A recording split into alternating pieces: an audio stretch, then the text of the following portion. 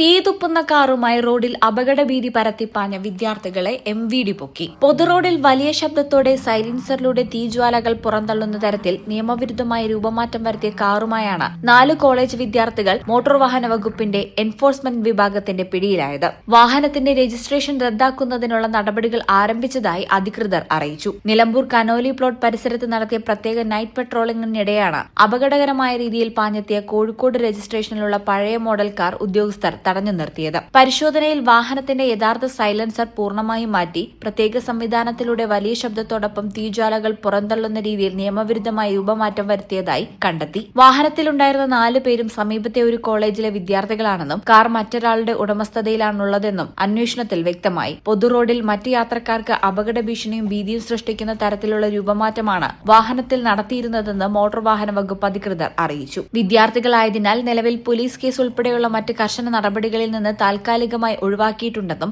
വരും ദിവസങ്ങളിലും മലയോര മേഖലകളിൽ പ്രത്യേക പരിശോധനകൾ ശക്തമാക്കുമെന്നും അധികൃതർ അറിയിച്ചു. നിയമവിരുദ്ധമായി സൈലൻസറുകളും LED ലൈറ്റുകളും ഉൾപ്പെടെ രൂപമാറ്റം വരുത്തുന്ന വാഹനങ്ങൾക്കെതിരെ RC റദ്ദാക്കൽ ഉൾപ്പെടെയുള്ള കർശന നടപടികൾ തുടരുമെന്നും മോട്ടോർ വാഹന വകുപ്പ് മുന്നറിയിപ്പ് നൽകി. ബഹുമാനപ്പെട്ട ട്രാൻസ്പോർട്ട് കമ്മീഷണർ നിർദ്ദേശപ്രകാരം രാത്രികാലങ്ങളിൽ വാഹന അപകടങ്ങൾ വരുന്നത് തടയാൻ വേണ്ടി വൈകിട്ട് 6 മുതൽ രാത്രി 8 വരെ ചെക്കിങ് ഇപ്പം നിർബന്ധമാക്കിയിരിക്കുകയാണ്. കാരണം ഓൾ കേരള ഒരു ഡ്രൈവാണ് നടന്നുകൊണ്ടിരിക്കുന്നത്.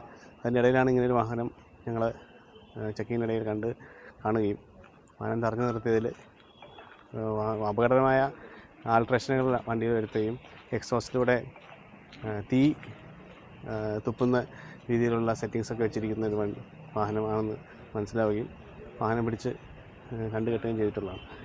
ഈ ചാനൽ നിലമ്പൂർ.